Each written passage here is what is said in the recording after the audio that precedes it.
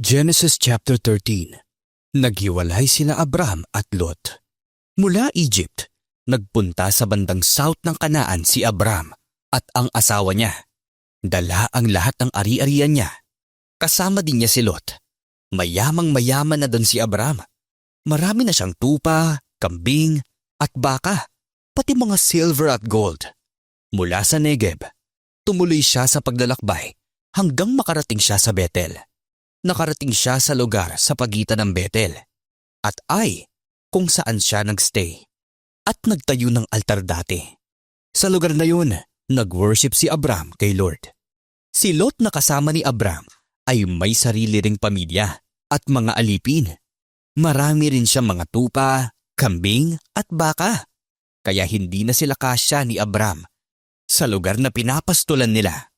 Sa sobrang dami ng mga alaga nila, di na sila pwedeng tumira na magkasama sa isang lugar.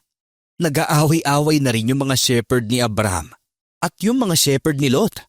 Nung time na yon, nakatira pa sa lupaing yon ang mga Canaanites at Perizzites.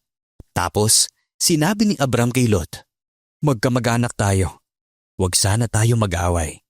Hindi rin dapat nag-aaway ang mga tauhan natin. Malawak naman itong lugar. Mas okay siguro kung maghiwalay tayo. Mamili ka kung saan mo gusto. Kung gusto mong pumunta doon, dito ako sa kabila." Tinignan ni Lot ang paligid at nakita niyang maraming tubig sa buong Jordan Valley hanggang sa Zoar. Gaya ng garden ni Lord o ng lupain ng Egypt.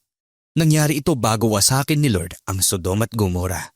So pinili ni Lot ang buong Jordan Valley at nagpunta siya sa east at ganun nga sila naghiwalay. Tumira si Abram sa Kanaan. Tapos si Lot naman nagstay sa mga city na nasa valley at nagkampo malapit sa Sodom. Masasamang tao yung mga nakatira sa Sodom at sobrang laki ng kasalanan nila kay Lord. Lumipat si Abram sa Hebron. Pagkaalis ni Lot, sinabi ni Lord kay Abram, "Tumingin ka sa buong paligid mo. Ibibigay ko sa iyo at sa magiging lahi mo ang lahat ng lupain na nakikita mo. Magiging sa inyo ang lahat ng yan forever.